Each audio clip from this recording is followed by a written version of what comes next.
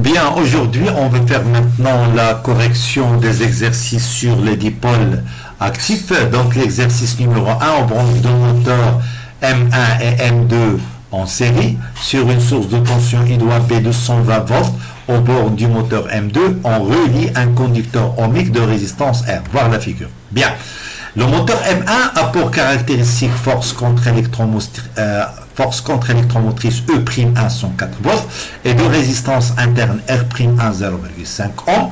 Le moteur M2 a pour caractéristique force contre-électromotrice E'2 100 volts et de résistance interne R'2 égale à 1 ohm. On donne R égale à 55 ohms. Voilà votre schéma.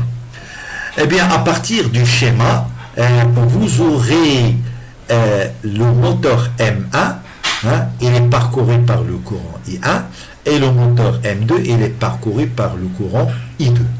Donc ça, il possède E'1, R'1, et ça, il possède E'2, R'2.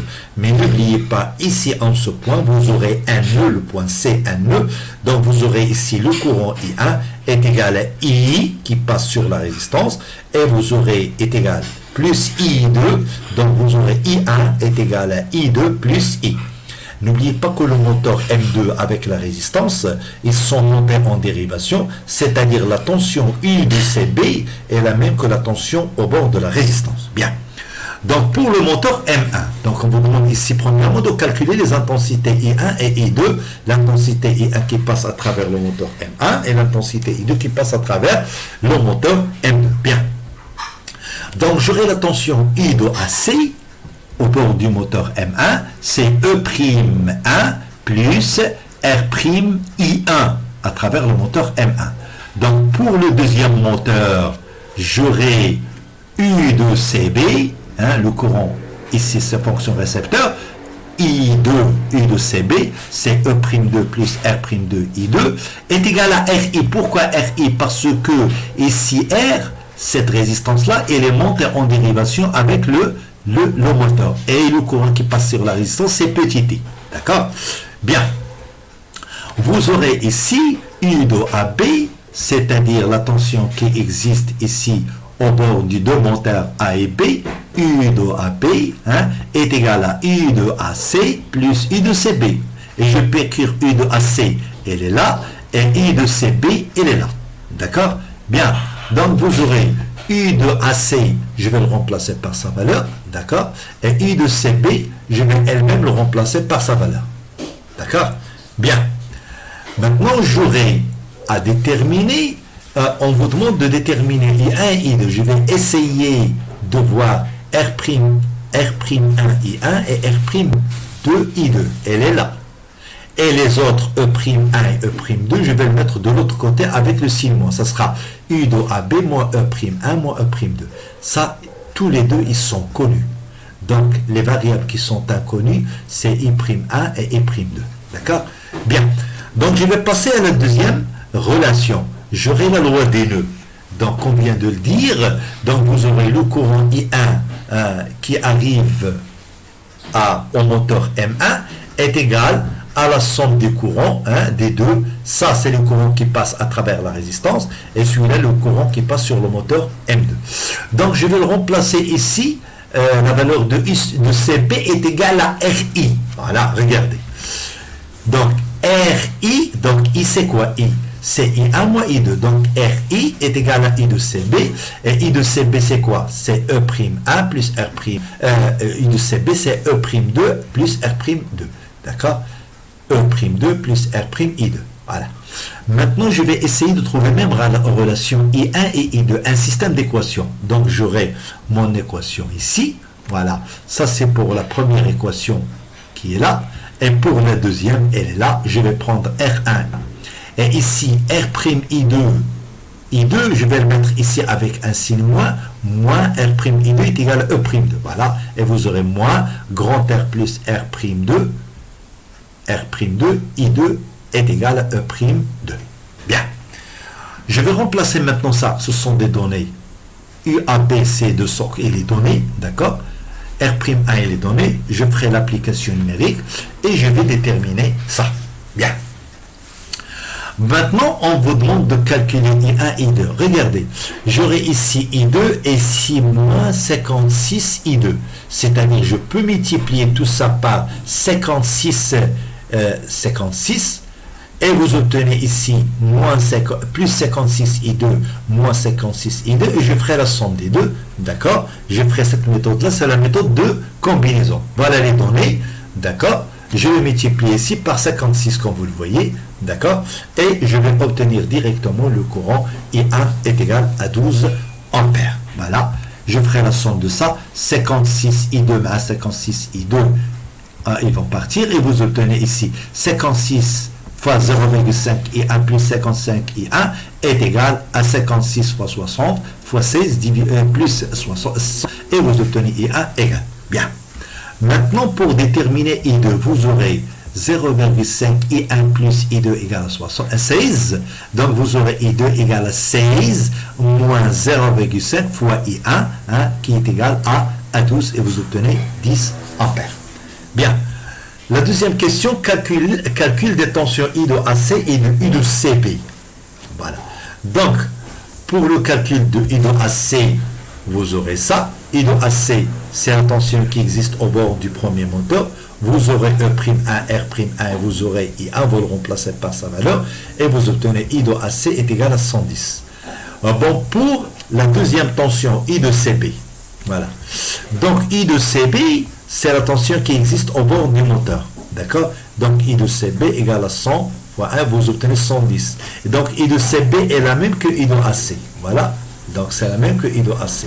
Donc, vous aurez 110 plus 110. Lorsque vous faites la somme des deux, vous trouvez la valeur de 220, c'est-à-dire c'est la tension qui existe au bord des deux moteurs U de AB. Bien. Exercice numéro 2. Donc, on trace les caractéristiques intensité tension d'un générateur de force électromotrice E et de résistance interne petit r et d'un résisteur de résistance grand R. Bien. Bon, premièrement, petit a, identifier les caractéristiques 1 et 2. Voilà. Donc, j'aurai pour le premier qui est en bleu, c'est un générateur. Pourquoi? Parce que pour I égale à 0, vous aurez U est différent de 0. Par contre, ici, pour I égale à 0, vous aurez U égale à 0. Donc, ça, c'est le résistor. Le 2, c'est le résistor. Et le 1, c'est le générateur. Donc, la caractéristique sans S, pardon, ici, la caractéristique sans S. La caractéristique 1 correspond à un générateur, d'accord?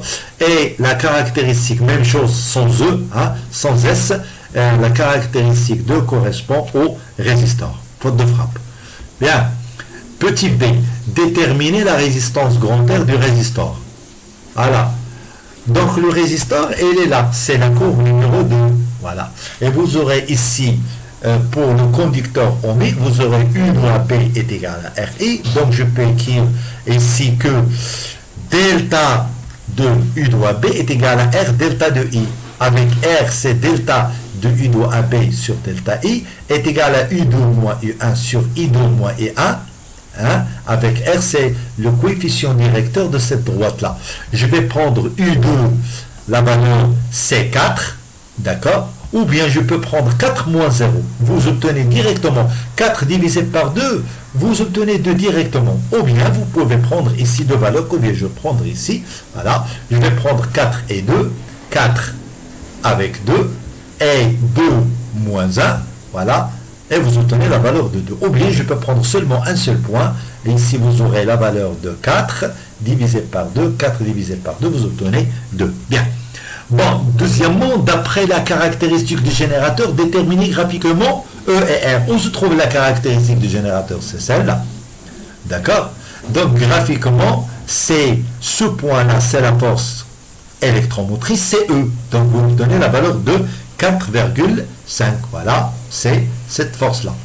Force électromotrice. Voilà. Bon, pour déterminer la résistance R, c'est delta de U de P1 sur delta de I. Bon, ça, comme vous le voyez ici, c'est U de Pn. D'accord? Donc, je vais prendre elle-même, c'est le coefficient directeur et le négatif. Et le coefficient directeur qui se trouve ici va déterminer la résistance interne du générateur. Bon, maintenant, puisque le coefficient directeur, je vais prendre ici la valeur absolue. donc vous aurez R, delta de U de Pn sur delta de I. U de Pn, je vais prendre U de 4,5 avec le 2, 4,5 avec 2. Bon, pour 4,5, vous aurez 0, moins 2. D'accord? Vous obtenez la valeur absolue de ça, vous obtenez 1,25. Donc la résistance interne du générateur est 1,25 ohms et sa force électromotrice E est égale à 4,5 volts. Bien. Troisièmement, on relie le résisteur R au générateur G, petit a, en appliquant la loi de Pouillet, calculer l'intensité du courant dans le circuit. Eh bien, la loi de Pouillet, elle est connue.